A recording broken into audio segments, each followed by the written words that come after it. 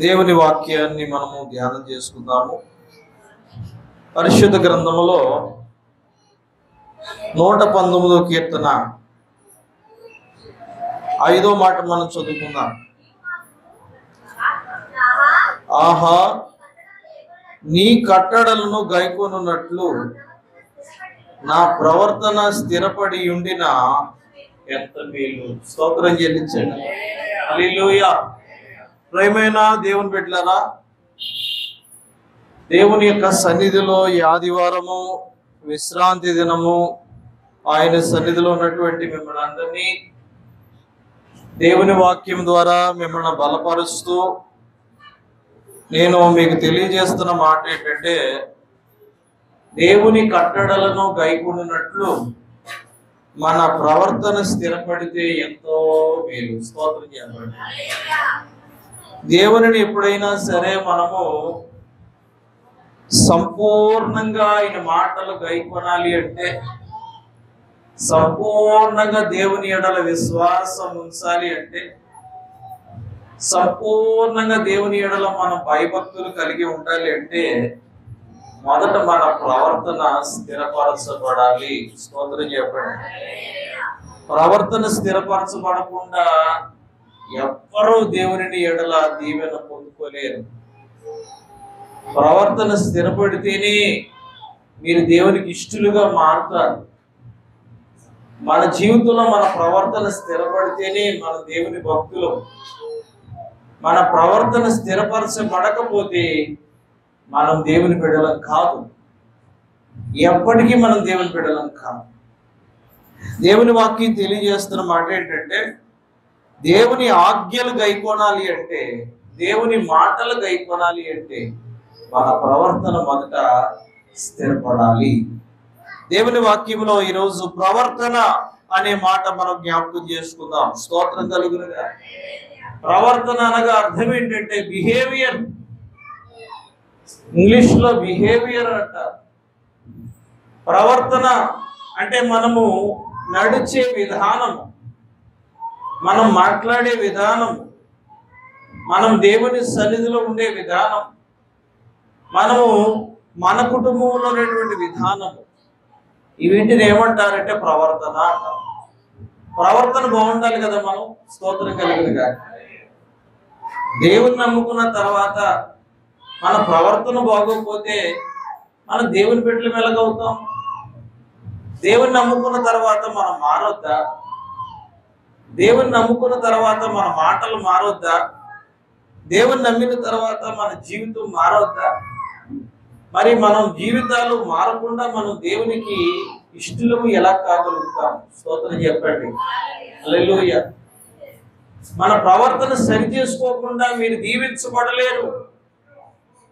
ప్రవర్తన సరి చేసుకోకుండా మనం స్వస్థత పడలేము. ప్రవర్తన సరి చేసుకోకుండా కుటుంబాలు బాగుపడవు.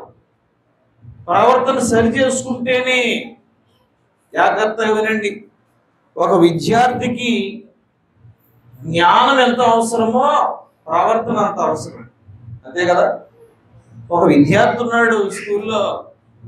ఆ విద్యార్థి, నేను బాగా చదువుతున్నాను, నాకు బాగా చదువచ్చు, నాకు అన్నీ తెలుసు, కాబట్టి నాకు ఎవరితోనూ సంబంధం లేదు, నాకు మాస్టర్లు అక్కర్లేదు, నాకు చదువు వచ్చు కనుక, నాకు జ్ఞానం ఉంది కాబట్టి, నేను అన్నీ చేయగలుగుతున్నాను కాబట్టి ఇంకా నేను మాస్టర్ని గౌరవించను అన్నాడు అనుకోండి, అది ప్రవర్తన బాగున్నట్ట కాదు. నీకు అన్నీ తెలిసి ఉండొచ్చు కాక, నీకు అన్నీ వచ్చి ఉండొచ్చు, నీవు అన్నీ చేయగలిగి ఉండొచ్చు, కానీ విద్యార్థిగా నీకు ఏర్పరిచినటువంటి ఆ టీచర్స్ ని గౌరవించినప్పుడు, తోటి వారితో స్నేహం కలిగినప్పుడు, అప్పుడే కదా నిన్ను మంచి విద్యార్థి అనేది. స్తోత్రం చెప్పండి. హల్లెలూయా. నేను బైబిల్ కాలేజీలో చదివిన బైబిల్ కాలేజీలో 3 సిద్ధాంతాల మీద ఆ బైబిల్ కాలేజీ నడిపించారు. ఒకటి క్యారెక్టర్ ఫార్మేషన్ అంటారు, 2 అకాడమిక్ స్కిల్స్ అంటారు, 3 పర్సనల్ బిహేవియర్. అంటే మన బిహేవియర్ బాగుండాలి, మన క్యారెక్టర్ బాగుండాలి, అంతేకాదు చదువు కూడా బాగుండాలి. నేను బైబిల్ కాలేజ్ చెన్నైలో చదివాను. క్యారెక్టర్ ఫార్మేషన్ ఉండాలి, అకాడమిక్ స్కిల్స్ ఉండాలి, అంతేకాదు నీలో బిహేవియర్ మంచిదై ఉండాలి. ఈ మూడు ఉంటేనే నీకు భక్తి అవుతుంది, ఈ మూడు ఉంటేనే నువ్వు దైవజనుడు అవుతావు, ఈ మూడు ఉంటేనే నువ్వు ఇక్కడ ఉత్తీర్ణత సాధిస్తావు. ఆ మాటలు మాకు ఇప్పుడు కూడా మర్చిపో మేము. స్తోత్రం కలుగునుగా. నిజమే, జీవం కలిగినటువంటి దేవుని దగ్గర ఉన్నటువంటి మనము మన ప్రవర్తన బాగున్నప్పుడు దేవుడు నీకు ఎన్నో మేలులు చేస్తాడు. స్తోత్రం కలుగునుగా. హల్లెలూయా. మన ప్రవర్తన సరి అయినదా కాదా, మనం దేవుని ఎదుట సరిగా నడుచుకుంటున్నామా లేదా, మన మాటలు సరిగా ఉన్నాయా లేదా, మన దేవునికి ఇష్టలేని బిడ్డలుగా నడుచుకుంటున్నామా లేదా, మనల్ని మనం పరిశీలించుకున్నప్పుడు తప్పకుండా దేవుడు మన ఎడల తన కృపను వెల్లడిపరుస్తాడు. స్తోత్రం చెప్పండి. చదువుదాం. సామెతల గ్రంథము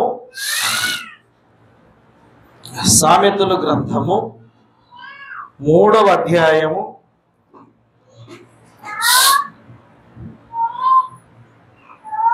4వ వచనం 5వ వచనం చదువుదాం. 5. నీ స్వబుద్ధిని ఆధారము చేసుకొనక నీ పూర్ణ హృదయముతో యెహోవా యందు నమ్మిక ఉంచుము. నీ ప్రవర్తన అంతటి యందు ఆయన అధికారమునకు ఒప్పుకొనుము. అప్పుడు ఆయన నీ త్రోవలను సరళము చేయును. స్తోత్రం చెప్పండి అందరూ కూడా. ఎంతమంది నమ్ముతున్నారు ఈ మాట? ఇప్పుడు మన జీవితాల్లో ఏదో ఒక మేలు మనం పొందుకోవాలని ఆశపడుతున్నాం దేవుని దగ్గర. ఈరోజు దేవుడు ఎలాగైనా నన్ను, నా కుటుంబాన్ని దర్శించాలని ఆశపడుతున్నాం. ప్రభువా, ఈరోజు ఎలాగైనా మేము దీవించబడాలని ఆశ ఉన్నది మాకు. ప్రభువా, మేము కోల్పోయిన దాన్ని మరలా మేము తిరిగి పొందుకోవాలని ఆశ ఉంది. ఇది వరకు ఎన్నడూ చూడని గొప్ప మేలును మేము చూడాలని ఆశపడుతున్నాం.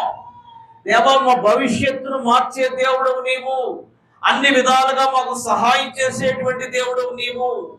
గనుక మేము మా త్రోవలు మీరు సరళం చేయాలి అంటే, మా జీవితాలు బాగుండాలంటే దేవుని వాక్యం చెప్తుంది, నీ స్వబుద్ధిని ఆధారం చేసుకోవద్దు. స్తోత్ర. స్వబుద్ధి అంటే సొంత ఉద్దేశాలు. జాగ్రత్త సుమా, సొంత ఉద్దేశాలు ఎప్పుడు కూడా మన జీవితాల్లో నెరవేర్చబడకూడదు. సొంత ఉద్దేశాలు, నేను ఇలా చేయాలనుకుంటున్నాను, నేను ఇలా బ్రతకాలనుకుంటున్నాను, నేను ఇలా జీవించాలని ఆశపడుతున్నాను, నాకు ఎవరి సలహాలు అక్కర్లేదు, దేవునితో నాకు సంబంధం లేదు, నా జీవితం నా చేతుల్లోనే ఉంది, నేనే సమస్తాన్ని నడిపించుకోగలను, కనుక నాకు ఎవరి సహాయం అక్కర్లేదు అని మనం ఎన్నడూ అనుకోకూడదు. స్వబుద్ధిని ఎన్నడూ ఆధారం చేసుకోకూడదు.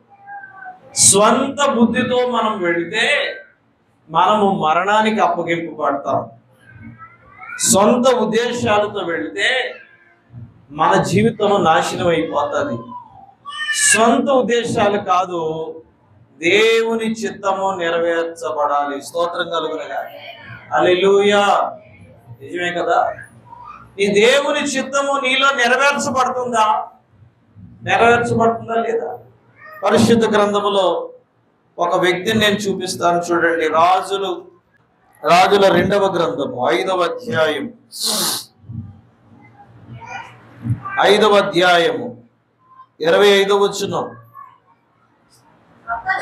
అతడు లోపలికి పోయి తన యజమానుని ముందర నిలువగా ఎలీషా వాని చూచి, గెహజీ, ఎక్కడి నుంచి వచ్చావు అని అడిగినందుకు వాడు అంటున్నాడు, నీ దాసుడైన నేను ఎక్కడికి పోలేదు. అంతటి ఎలీషా వాడితో అంటున్నాడు, ఆ మనుష్యుడు తన రథమును దిగి నేను ఎదుర్కొనుటకు వచ్చినప్పుడు నా మనస్సు నీతో కూడా రాలేదా? ద్రవ్యమును, వస్త్రములను, ఒలివ చెట్ల తోటలను, ద్రాక్ష తోటలను, గొర్రెలను, ఎడ్లను, దాసీలను సంపాదించుకొనుటకు ఇది సమయమా? కాబట్టి నయమానుకు కలిగిన కుష్టము నీకు నీ సంతానానికి సర్వకాలము కలుగుతుంది. జాగ్రత్తగా వినండి. నయమాను అనేవాడు ఉన్నాడు. అతనికి కుష్ఠరోగం. అతని కుష్ఠరోగం బాగవ్వాలి అంటే దేవుని యొక్క దాసుడు దైవజనుడైన ఎలీషా దగ్గరికి వెళ్ళమని వాళ్ళ ఇంట్లో పనిచేస్తున్నటువంటి పని పిల్ల సలహా ఇచ్చింది. ఆ సలహా పట్టుకుని నయమాను ఎలీషా ప్రవక్త దగ్గరికి వచ్చాడు. అయ్యా, నేను కుష్ఠరోగంతో బాధపడుతున్నాను గనుక నా కొరకు మీరు ప్రార్థించి మీ చెయ్యి నా మీద ఆడించి నన్ను బాగు చేయండి అని చెప్పాడు. అప్పుడు ఎలీషా అన్నారు, నీవు యోర్దాను అనేటువంటి నదిలోనికి వెళ్ళి 7 మార్లు ములుగు, నువ్వు బాగుపడతావు అని చెప్పారు. అయితే ఆ నయమాను అనేటువంటి సిరియా సైన్యాధ్యక్షుడికి ఆ 7 మార్లు ములగడం తనకి ఎలా ఉందంటే ఏదో అవమానకరంగా భావించాడు. అదేంటి, నేను ఎక్కడి వాడినో తెలుసా, నా రేంజ్ ఏంటో తెలుసా, నేను సిరియా అనే దేశానికి సైన్యాధ్యక్షుని, నా కింద ఎంతో మంది సైన్యం ఉంటారు, నేను ఎంతో సైన్యాన్ని నడిపిస్తూ ఉంటాను, నా ఘనత ఏంటో తెలుసా, నా ధనం ఏంటో తెలుసా, నా అధికారం ఏంటో తెలుసా. చూసారా, నేను ఎంత అధికారం కలిగిన వాడినో. అలాంటిది సిరియా దేశం నుండి నేను నీ దగ్గరకు వస్తే నీవేం చేయాలి? నన్ను ఏం చేయాలి? నన్ను నా దగ్గరకు వచ్చి నన్ను ముట్టి స్వస్థపరిచి పంపించాలి. కానీ నువ్వేమంటున్నావు? యోర్దాను నదిలో 7 మార్లు ములగమని చెప్తున్నావు. అంటే నేనంటే నీకు గౌరవం లేదా? నేనంటే నీకు భయం లేదా? చూసారా, చాలా మందికి ఎలా ఉంటుందంటే దైవజనుడు అంటే గౌరవం ఉంటుందా? మాట్లాడండి. ఈ మధ్యకాలంలో చిన్న ప్రార్థనా కూటం జరిగితే సోమవారం అనుకుంటా, సోమవారమే ఒకరిది అన్యులు ఆదివారం రాత్రికి జరిగింది. గత ఆదివారం రాత్రి జరిగిన సంగతి. ఆ ఆదివారం రాత్రి ఒక అన్యులు ఏం చేశారంటే ప్రార్థనా కూటం పెట్టుకున్నారు. అయితే ఆ ప్రార్థనా కూటంలో పాపము వాళ్ళ కుమార్తె చాలా కష్టకాలంలో, ముఖ్యంగా డెలివరీ విషయంలో దేవుడు ఎంతో గొప్ప మేలు చేశారు. ఆ డెలివరీ విషయంలో మొక్కుకుందంట. ఆ డెలివరీ విషయంలో కనుక దేవుడు మేలు చేస్తే ప్రార్థనా కూటం పెట్టుకొని పాపని చదివించుకుంటాము, ఒక 3,000 రూపాయలకి కానుకకి దేవుని హస్తాల్లోంచి తీసుకుంటాము అని చెప్పి చక్కగా వాళ్ళు ప్రార్థనా కూటం ఏర్పాటు చేసుకున్నారు. ఆ ప్రార్థనా కూటానికి నేను వెళ్ళాను. ఆ ప్రార్థనా కూటంలో కేక్ కటింగ్ కార్యక్రమం ముందు పెట్టాలా వెనక పెట్టాలా అని కంగారు పడిపోతున్నారు. ఒక పక్క చూస్తే అన్యులు యవన పిల్లలు పులోమని ఉన్నారు అక్కడ. వాళ్ళు చూస్తే అన్యుల కుటుంబం, దేవుని ప్రజలందరూ అక్కడే కూర్చుని ఉన్నారు. అయితే నేను కేక్ కటింగ్ కార్యక్రమం అయిపోయింది. ఒక 2 మాటలు చెప్పమని మా నాన్నగారు నాకు సమయం ఇచ్చారు. అయితే నేను ఆ వాక్యం చెప్తామనుకునే లోపు అక్కడ ఎవరో అన్యులు 2 కుర్రోళ్ళు, ఇదేదో పార్టీకి సంబంధించినటువంటి నాయకులు ఎవరో 2 కుర్రోళ్ళు వస్తే వాళ్ళని తీసుకుని డైరెక్ట్గా స్టేజ్ దగ్గరికి వచ్చేసారు.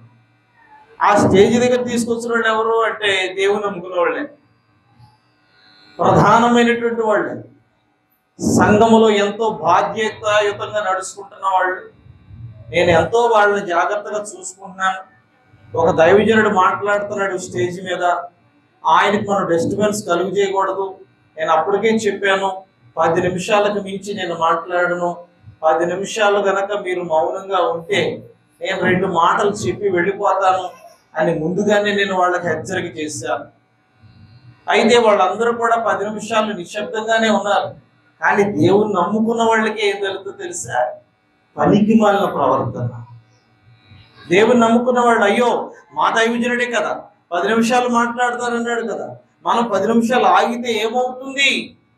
కాసేపు మనం ఆగొచ్చు కదా, దైవజనుడికి అంతరాయం కలుగు చేయకూడదు అని చెప్పి జ్ఞానం లేకుండా స్టేజ్ మీద నేను ఉంటుండగానే వచ్చి ఒక ఫోటో తీసుకుంటామండి అని నన్ను అడుగుతున్నారు వాళ్ళు. అలాగా ఫోటో తీసుకుంటారా? సరే మంచిది, 1 నిమిషం ఆగండి అని చెప్పి వెంటనే ప్రార్థన చేసి మైక్ అలా పాడేసి వచ్చాను, వదిలేసి వచ్చేసారు. భోజనం కూడా తినలేదు, వచ్చాను. అందరు ఇలా ఉన్నారు, నేను వెనక నుంచి ఇంటికి వచ్చేసాను. అక్కడ నుంచి ఒక క్యారేజ్ కానీ ఒక అన్నం ఎత్తి కూడా నా ఇంటికి రావడానికి వీల్లేదని చెప్పాను. ఎందుకో తెలుసా? నేను కూడికి రాలేదు, అక్కడికి నేను భోజనానికి రాలేదు. భోజనం తినాలనే ఆలోచన ఆశ నాలో లేదు. ఆ రోజు అక్కడ అన్యులైన వారు చాలా మంది వచ్చారు. అన్యులైన వారికి ఒక 2 నిమిషాలు సువార్త ప్రకటించాలని ఆశపడ్డాను నేను. మరలా రండిరా కూర్చోండి రండి, ఎవడైనా మాట వింటాడా? ఎవడైనా మన దగ్గరికి వస్తాడా? ఆయన వచ్చినప్పుడే 2 మాటలు చెప్పాలని ఆశపడితే ఆశను కాస్త గుడికొచ్చేవాళ్ళు చెడగొట్టారు. అంటే గుడికొచ్చేవాళ్ళకి ఏముండదో తెలుసా? దేవుని ఎడల భయం ఉండదు. గుడికొచ్చేవాళ్ళకి సరైన ప్రవర్తన ఉండదు. సరైన విధంగా గుడికొచ్చిన వాళ్ళు ప్రవర్తించడం లేదు. అలా ప్రవర్తించకపోతే దేవుడు మీ మార్గములను ఎప్పటికీ సరళము చేయడు. నేను ఇంటికి వచ్చేసాను, కూర్చున్నాను, మామూలుగా క్యారేజ్ పట్టుకొచ్చాను. పట్టుకెళ్ళిపోండి, అవ్వదు క్యారేజ్, మీరే తినండి. ఆశ్రమ గారు చెప్పాను, నువ్వు భోజనం పెట్టమ్మా అంట. ఆవిడ వెంటనే భోజనం అప్పటికే బియ్యం కడిగి పెట్టేసింది ఆవిడ. మన భోజనం కోసమా? విశ్వాసులు వచ్చేసారు, ముగ్గురు 4 వచ్చేసారండి. అయ్యగారు ఇలా కాదండి, క్షమించండి అయ్యగారు. వాళ్ళ ఇంటి వాళ్ళు వచ్చేసారంట, నాకు తెలియదు, ఇంట్లో ఉన్నాం మేము. వాళ్ళ ఇంట్లో ప్రార్థన కూట పెట్టుకున్న అమ్మ వాళ్ళందరూ వచ్చేసారంట. అయ్యా క్షమించండి బాబు, క్షమించండి, ఏదో పొరపాటు జరిగింది. నేను చెప్పాను, అన్యులైన వారికి దేవుడు అంటే భయం ఉంటుంది. అన్యులైన వారికి దేవుడు అంటే భక్తి ఉంటుంది. అన్యులైన వారు ఆగండమ్మా 2 నిమిషాలంటే ఆగుతారు. అన్యులైన వారు అమ్మ 10 నిమిషాలు దేవుని మాట వినంటే నిశ్శబ్దంగా వింటారు. కానీ దేవుని నమ్మిన వాళ్ళే వాళ్ళ ప్రవర్తన బాగోదని చెప్పారు. మీరే తప్పు కాదు అమ్మ, ఆ ప్రార్థన కూడా ఏర్పాటు చేసుకున్న వాళ్ళు తప్పు కాదు. వాళ్ళని తప్పు నేను అన్ను. వాళ్ళు న్యాయవంతులు, వాళ్ళు నీతిమంతులు, వాళ్ళలో ఏ తప్పు లేదు. తప్పల్లా చేసిన వాడు ఎవడో తెలుసా? మందిరానికి వచ్చేవాళ్ళే తప్పు చేస్తున్నారు. ఎంత అవమానం అండి. నేను ఆ రోజు వాక్యం చెప్పిన పరిస్థితి. ఎందుకంటే దైవజనుడికి దేవుని ఎడల ఉండవలసిన ప్రవర్తన నియమావళి సరిగా మీ జీవితంలో లేకపోతే వాడు దేవుని బిడ్డలు ఎప్పటికీ కాదు. ఎప్పటికీ వారు దేవుని బిడ్డలు కాదు. నేను చాలా బాధపడ్డాను. ప్రభు ఏదో అయిపోయింది కదా, వచ్చాను. నిజమే, ఎందుకంటే దైవజనుడిని దేవునిలాగా చూడాలి. స్తోత్రం కలిగినగా. దేవుడిని కనబడతలేదు, కానీ దైవజనుడిలో దేవుడు కనబడతాడు. స్తోత్రం కలిగినగా. దైవజనుడిలో దేవుడు కనబడతాడు. ఆయన దైవజనుడిలో నుండి మనతో మాట్లాడతాడు. స్తోత్రం చెప్పండి.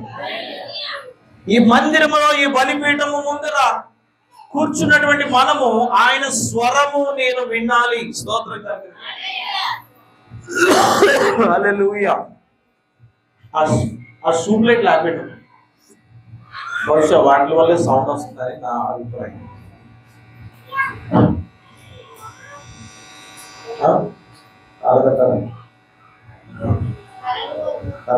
స్తోత్రం చెప్పండి.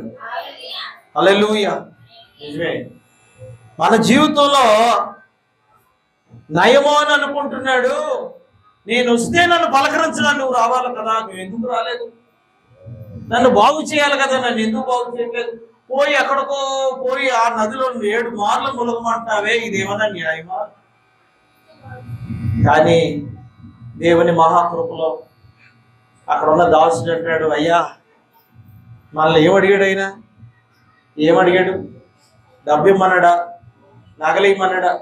వస్త్రాలు ఇమ్మన్నాడా? ఏం అడగలేదు కదా. 7 మార్లు పోయి ములగమన్నాడు. తప్పేముంది? ఆయన చెప్పింది చేస్తే బాగుపడతాం కదా. స్తోత్రం కలిగినగా. మనకి బాగుపడటం ముఖ్యం, కానీ మనకు బాగుపడటం ముఖ్యం తప్ప మనకు ఇంకేం అక్కర్లేదు. ఆయన ఏమి అడగలేదు, అందుకు ఆయన చెప్పింది చేద్దాం అని దాసుడు చెప్పిన తర్వాత అప్పుడు యోర్దాను నదికి వెళ్ళి 7 మార్లు ములిగాడు. 7వసారి ఇలా ములిగి లేచిన వెంటనే అతని గాయాలన్నీ మానిపోయి పసిపిల్లవాడి దేహంలాగా మారిపోయాడు. జాగ్రత్తగా వినండి. ఆ కుష్ఠము పోగొట్టుకోవడానికి మంచి ప్రవర్తించాడు, చెప్పింది చేశాడు. ఆ తర్వాత మళ్ళీ పరిగెత్తుకుని వచ్చాడు, దైవజనుడా ఎలీషా, మీరు చెప్పిన ప్రకారంగా నేను 7 మార్లు ములిగాను, ఇదిగో నా దేహము పసిపిల్లవాడి దేహం అలాగా మారిపోయింది, నేను స్వస్థపరచబడ్డాను. మీ మాటలో శక్తి ఉంది, మీ మాటల్లో ఎంతో బలం ఉంది. అయ్యా దైవజనుడా, నీవు దేవుని మనిషివి, నీవు అవునంటే అవును, కాదంటే కాదు, దేవుడు స్థిరపరుస్తాడు, నేను అది నా కళ్ళారా చూశాను. అయ్యా ఇదిగో నేను బాగుపడ్డాను, చూడండి నా శరీరం అని చెప్పాడు. వెరీ గుడ్, మంచిది, సంతోషంగా నీ దేశానికి వెళ్ళిపో. అప్పుడు నయమాన్ అంటాడు, అయ్యా ఏమన్నా కాస్త వస్త్రాలు, నేను తెచ్చిన ఆ వస్తువులు, ఒక వెండి ఏమన్నా ఉంటే దయచేసి మీరు నా దగ్గర తీసుకోండి, అవి తీసుకుంటారని నేను ఆశపడుతున్నాను. అప్పుడు ఎలీషా అంటాడు, నాకు అక్కర్లేదు, నువ్వే పట్టుకుపో. కానీ ఎలీషా పక్కనే నిలబడి ఉన్నాడు, అప్పుడు దైవజనుడితో ఉన్నాడు. అప్పుడు అతడి పేరు గెహాజీ. అతడి వెంటనే ఆ డబ్బును, అక్కడ పెట్టిన నగలను, ఆ వస్త్రాలను చూచాడు. చూచి ఇదేదో బాగుంది, మా దైవజనుడు వద్దంటాడు ఏంటి అని చెప్పి వెంటనే దైవజనుడు చాటు చేసి బయటకు వెళ్ళిపోయి ఆ రథం వెనకాల పరిగెత్తి దైవజనుడు అడుగుతున్నాడని అబద్ధమాడి దైవజనుడి మీద నింద వేసి, మా దైవజనుడి ఇంటికి చుట్టాలు వచ్చారు కనుక మా దైవజనుడు కొన్ని వస్త్రాలు, నగలు, వెండి, బంగారం ఏమన్నాడని అడిగి తెచ్చుకుని ఇంట్లో దాచుకుని వెరగనట్టు వచ్చి చేతులు కట్టుకుని ఎలీషా దగ్గర నిలబడ్డాడు. అప్పుడు అడుగుతున్నాడు, గెహాజీ ఎక్కడికి వెళ్ళావు? నేను ఎక్కడికి వెళ్ళలేదండి, ఇక్కడే ఉన్నాను. లేదు, నీవు ఆ రథమును ఎదుర్కోవటానికి పరిగెత్తుకుని వెళ్ళినప్పుడు నా మనస్సు నీతో రాలేదా? స్తోత్రం చెప్పండి, హల్లెలూయా. నీవు ఎలాంటి ప్రవర్తిస్తున్నావో తెలుసా? ఒక దైవజనుడి దగ్గర ఉన్నప్పుడు నువ్వు ఎలా ప్రవర్తించాలో నీకు తెలియటం లేదు. దేవుని దగ్గర ఉన్నప్పుడు ఎలా ప్రవర్తించాలో నీకు తెలియటం లేదు. ఇదిగో అతను నీ జీవితంలో ఏం చేశాడో అది నీకు సంతోషంగా ఉండొచ్చేమో, కానీ ఇక నుంచి నీ జీవితం అంతా నాశనం అవుతుంది. ఏ కుష్ఠరోగం అయితే నయమాన్ని వదిలేసిందో అదే కుష్ఠరోగము నీకును నీ కుటుంబానికి సర్వకాలము వచ్చేస్తుందని చెప్పాడు. ఎంత భయంకరమైన శాపం. ప్రేమే దేవుడు, ప్రవర్తన బాగోపోతే, మన మాట తీరు బాగోపోతే, మన చేసే పనులు బాగోపోతే, మన జీవించే జీవిత విధానం బాగోపోతే పోగొట్టుకోవడం కాదు, తిరిగి మనము నాశనం అయిపోతాం. మన జీవితంలో ఒక దరిద్రం మన జీవితంలో వదిలిందంటే మరొకటి మన జీవితంలో ప్రవేశిస్తుంది. ఒక కీడు తప్పించబడిందని మరొక కీడు మన జీవితంలో ప్రవేశిస్తుంది. ఒక మేలు జరిగిందంటే మళ్ళా ఆ మేలు మనం పొందుకోవడానికి ఎన్నో సంవత్సరాల కాలం పడుతుంది. కారణం ఏంటంటే ప్రవర్తన బాగుండాలమ్మా. ప్రవర్తన బాగోపోతే చాలా కష్టం. సొంత బుద్ధిని, సొంత తెలివితేటలు కాదు మన దేవుని దగ్గర ప్రదర్శించాల్సింది. ప్రభువా, నీ ఆలోచన, నీ తలంపు మా జీవితాల్లో నెరవేర్చండి. స్తోత్రం చెప్పండి. పూర్ణ హృదయముతో యెహోవా యందు నమ్మిక ఉంచుము, నీ ప్రవర్తన అంతటి యందు ఆయన అధికారమునకు ఒప్పుకొనుము. స్తోత్రం చెప్పండి. ప్రవర్తన అంతటి యందు, మన ప్రవర్తన అంతటి యందు దేవుని యొక్క అధికారానికి మనము ఒప్పుకోవాలి. స్తోత్రం. నిజమే ప్రభువా, నా మాటల్లో, నా క్రియల్లో, నా ఆలోచనలో, నా తలంపుల్లో మీరే ఉండండి నాయన. స్తోత్రం కలగదు. నా ప్రవర్తన అంతటిలో మీ అధికారమే ఉండాలి. ఒక మాట నేను మాట్లాడుతున్నానంటే ఆ మాట మీరిచ్చిన మాట అయి ఉండాలి. స్తోత్రం కలిగిన. అందుకే మన జీవితాల్లో పొరపాటును కూడా మనల్ని మనం ఎప్పుడూ శపించుకోకూడదు. జాగ్రత్తగా వినండి. మనల్ని మనం ఎప్పుడూ శపించుకోకూడదు, మనల్ని మనం ఎప్పుడూ దూషించుకోకూడదు. నా జీవితం నాశనం అయిపోతే బాగుండు, నేను ఇలా అయిపోతే బాగుండు, నాకు ఇలా అయిపోతే బాగుండు, నేను ఇలా అయిపోతే బాగుండు ఎప్పుడు అనుకోకండి సుమా. అది మంచిది కాదు. అలాగని మన పిల్లల్ని కానీ, మన బంధువులు కానీ, స్నేహితులు కానీ ఎవరిని కూడా ఎప్పుడు కూడా పల్లెత్తు మాట మనం ఎప్పుడు అనకూడదు. వాళ్ళ మీద దూషణకరమైన మాటలు మాట్లాడకూడదు. ఎందుకో తెలుసా? మన ప్రవర్తన అంతటి యందు మనకు అధికారం ఎవరికి ఉందంటే దేవునికి మాత్రమే ఉన్నది. స్తోత్రం చెప్పండి. మన ప్రవర్తన అంతటిలో దేవునికి మాత్రమే అధికారం ఉంది. ఒక శుభ మాట పలకండి మీరు. స్తోత్రం కలుగును గాక. దేవా, నాకు ఎందుకు ఉద్యోగం ఇవ్వు, ఈ రోజు నాకు తప్పకుండా నాకు పక్షిగా నువ్వు మేలు చేస్తావు. నా గర్భఫలం ఎందుకు ఇవ్వు ప్రభువా, నా పక్షిగా నీవు మేలు చేస్తారు, నా కుటుంబ పక్షిగా మీరు నాకు మేలు చేస్తారు అని మీ నోటితో విశ్వాసముతో మీరు పలకండి. పలికిన మాట దేవుడు స్థిరపరుస్తాడు. ఎందుకంటే మన ప్రవర్తన అంతటిలో దేవుడు తన అధికారాన్ని మన జీవితంలో నెరవేరుస్తాడు. స్తోత్రం కలుగును గాక. హల్లెలూయా. పరిశుద్ధ గ్రంథంలో ప్రసంగి గ్రంథం 5వ అధ్యాయం, ప్రసంగి గ్రంథం 5వ అధ్యాయం 1వ వచనం, నీవు దేవుని మందిరానికి పోవునప్పుడు నీ ప్రవర్తన జాగ్రత్తగా చూసుకో. స్తోత్రం చెప్పండి. దేవుని మందిరానికి వెళ్ళినప్పుడు ఏం చూసుకోవాలి? మనం ఎలా ఉన్నాం, దేవుని మందిరంలో మనం ఎలా నడుచుకుంటున్నాం, దేవుని మందిరంలో నడుచుకునే విధంగా నడుచుకుంటున్నామా లేదా, ప్రవర్తించే విధంగా ప్రవర్తిస్తున్నామా లేదా. ఈరోజు నేను ఎందుకు వచ్చాను దేవుని మందిరానికి, ఈరోజు దేవుడు నన్ను ఎందుకు మందిరంలో నిలవబెట్టారు, ఈరోజు దేవుడు నన్ను ఎందుకు ఈ స్థలంలో ఉంచారు, దాని వెనక దేవుని యొక్క అద్భుతమైన చిత్తం ఉన్నది. స్తోత్రం. ఈరోజు ఎలాగైనా సరే దేవా, నీవు నా ప్రవర్తనంతటిని గమనించి నా పక్షంగా గొప్ప మేలులు చేయండి. స్తోత్రం కలుగును గాక. నీ అధికారానికి మేము ఒప్పుకుంటున్నాం ప్రభువా, నీ అధికారానికి మేము ఒప్పుకుంటున్నాం. మీ సన్నిధిలో మేము మా ప్రవర్తన సరిచేసుకునే భాగ్యం ఇచ్చింది.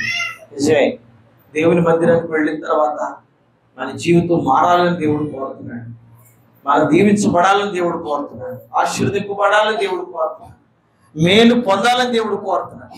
మందిరానికి ఏదో వచ్చి వెళ్ళిపోయే వాళ్ళగా మనం ఉండకూడదు. వచ్చిన మనము దేవుని ఏం అడగాలి, ఎలా పొందుకోవాలి, ఎలా మన జీవితాలను మార్చుకోవాలి, ఎలాగ మనం ఆశీర్వదింపబడాలో తెలుసుకొని వెళ్ళడం, అది మంచి ప్రవర్తన. స్తోత్రం కలిగింది. ఎలాగ నా జీవితం ఆశీర్వదింపబడుతుంది, ఎలాగ నా బ్రతుకు మారుతుంది, ఎలాగ నేను మేలు చూస్తాను, ఎలాగ నేను ఆశీర్వదింపబడతాను తెలుసుకొని తగిన సూచనలు, తగినటువంటి సలహాలు దేవుని దగ్గర నుంచి పొందుకొని వెళ్ళటమే మంచి ప్రవర్తన. స్తోత్రం కలిగింది. ఆ ప్రవర్తన మనం ప్రవర్తిస్తూ ఉన్నామా, అలాగ మనం జీవించడానికి ప్రవర్తిస్తూ ఉన్నామా, నడుస్తూ ఉన్నామా, మనల్ని మనం ఒక్కసారి జ్ఞాపకం చేసుకోవడం మంచిది. స్తోత్రం కలుగును గాక. హల్లెలూయా. నిజమే, దేవుడు ఆయన మందిరానికి వచ్చిన మనలను దేవుడు విడిచిపెట్టడు. ఆయన మందిరానికి వచ్చిన మనలను దేవుడు విడిచిపెట్టడు. తప్పకుండా దేవుడు తగిన సహాయం దేవుడు మన జీవితంలో జరిగిస్తారు. మనం ఒప్పుకోవాలి దేవుని యొక్క అధికారానికి, మనం ఒప్పుకోవాలి దేవుని ఆజ్ఞలకు, మనం ఒప్పుకోవాలి దేవుని యొక్క కట్టడలకు. మనము సంపూర్ణమైన విశ్వాసాన్ని దేవుని మీద మనము కలిగి ఉండాలి. అలా కలిగి ఉన్నప్పుడు దేవుని కాపుదల మన జీవితాల్లో ఉంటుంది, దేవుని చిత్తం మన జీవితాల్లో నెరవేర్చబడుతుంది, దేవుని వాక్యము మన బ్రతుకుల్లో ఆశీర్వాదకరంగా నెరవేరుతుంది. మనం చేసే ప్రతి ప్రార్థన మన జీవితంలో ఆశీర్వాదకరమైనటువంటి కార్యాలు జరిగిస్తుంది. స్తోత్రం చెప్పండి. హల్లెలూయా. కనుక దేవుని మాటలు వింటున్నటువంటి దేవుని బిడ్డలారా, మనం కూడా దేవుని అడిగి పొందుకొని నా ప్రవర్తన సరిచేయండి ప్రభువా, నా బ్రతుకును సరిచేయండి, మేము ఒక మంచి జీవితం జీవించాలి, ఆశీర్వాదకరమైన జీవితం జీవించాలి, మేలుకరమైన జీవితం జీవించాలి, మాకు సహాయం చేయండి. దేవుని అడిగితే తప్పకుండా దేవుడు కరుణించి మన పక్షంగా మేలుడు చేస్తారు. విశ్వాసంతో దేవునిలో ఉందాము, బలంగా కొనసాగుదాము. దేవుడి మాటలు దీవించి ఆశీర్వదించును గాక.